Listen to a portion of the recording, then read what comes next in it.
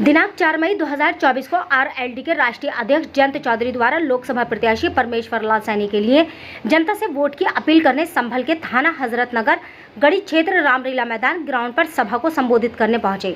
RLD के राष्ट्रीय अध्यक्ष जयंत चौधरी द्वारा मंच से कहा गया कि हम भी विपक्ष बनाकर भाजपा के सामने रहे, लेकिन हमें पीएम नरेंद्र मोदी एवं उत्तर प्रदेश के मुखिया योगी आदित्यनाथ की नीतियों के आधार पर हमें गठबंधन करना पड़ा। हमें भाजपा सरकार की नीतियां अच्छी लगी, इसी को देखते हुए हमारे द्वारा गठबंधन के लिए हाथ बढ़ाया गया और आज एक ही मंच से भाजपा के संबल लोकसभा प्रत्याशी परमेश्वर लाल सैनी को वोट की अपील हमारे द्वारा की जा रही है। जयंत चौधरी के द्वारा किसानों को लेकर भी एकजुट होकर चुनाव लड़ने की अपील की गई।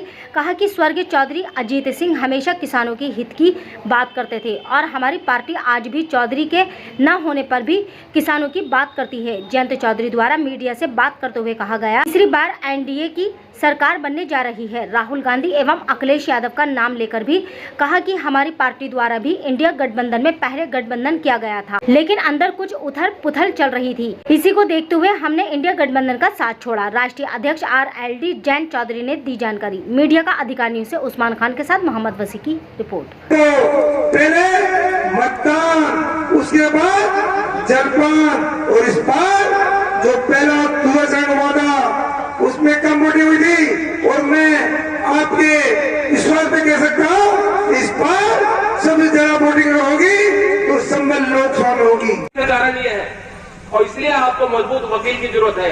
अगर संबल का मजबूत वकील मजबूत सांसद पार्लियामेंट में होता तो लड़ भी जाता उनसे कि नहीं यहाँ स्पाइस पार्क बनाइए, यहाँ खेती भी है, किसान भी है और फायदा पूरी क्षेत्र नहीं है।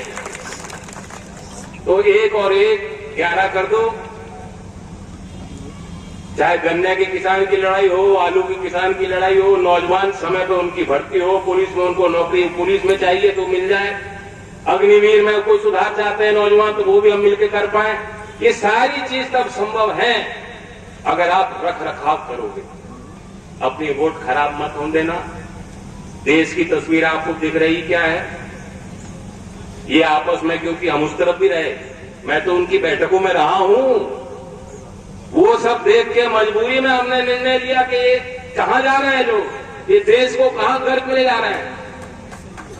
चौधरी साहब की बात दूसरी तरफ एनडीए में कर रहे हैं, वो भारत रत्न को देना चाह रहे हैं, प्रधानमंत्री भारत रत्न दे रहे हैं, सर्वोच्च सम्मान, सबसे बड़ा सम्मान देश का दे रहे हैं और यहाँ ये लोग आपस में भिड़ रहे हैं।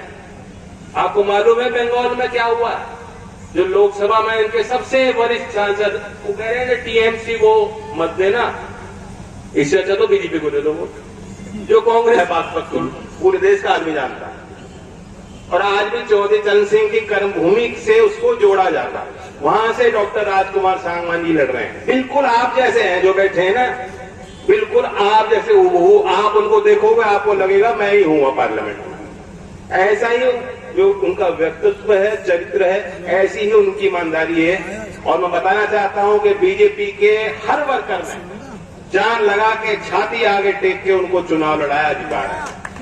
किसनौर से हमारे मलूक जी बैठे हैं, मालूम है, चंदन चौहान हमने पार्टी ने लड़ाए। अपना चुनाव मान करके हर समाज में जा जाके गलियों में जाकर के बीजेपी के कार्यकर्ताओं ने, नेताओं ने वोट मांगी है। मुख्यमंत्री की 2-2, 3-3 बार सभाएं हुई वहां, सारे नेता गए। इसलिए मैं लोकदल के लोगों से कह रहा हूं, मैं अधिकार मान रहा हूं आपके ऊपर, है कि नहीं अधिकार कुछ? तो लोकदल के नेताओं से और वर्करों से कह रहा हूं कि वो 2 सीट इसलिए आ रही हैं कि वो भाजपा हमारा सहयोगी पार्टी, उनको लगता है कि लोकदल वाले ईमानदार हैं, तो इसलिए कोई कसर आप यहां भी संबल में मत छोड़िएगा।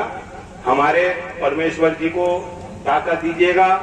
इनका सिंबल कमल का फूल है, इनका सिंबल ही नहीं, यहाँ संबल में मेरा सिंबल भी कमल का फूल है। इसी को देखते हुए गरीब के लिए, नौजवान के लिए, किसान के लिए, देश के लिए चौधरी अजीत सिंह जी को श्रद्धांजलि देने के लिए और चौधरी चरण सिंह के विचारों ये 200 पार नहीं करेगी, तीसरा चरण हो जा रहा है। तो सबके अपने अपने आकलन है, सभी पॉलिटिकल पंडित हैं इस काम में। मैं पॉलिटिकल पंडित नहीं हूँ। जमीन का मैं आकलन जितना मैं कर रहा हूँ, जो मिजाज मैं देख रहा हूँ, ये तो जनता जनार्दन है वो करेगी, लेकिन तीसरी बार एनडीए आएगी। राहुल जी अमेठी से चुनाव न लड़के लाइब्रेरी से लड़ रहे हैं, आप क्या मानते हैं? ये उनका निर्णय, मैं क्या कहूँ। मैं उसकी आलोचना करने वाला नहीं हूँ, ये उनका निर्णय, उनका फैसला है। जनगणना होती है उससे क्या फायदा होगा जैन जी? अब चले क्योंकि सीखी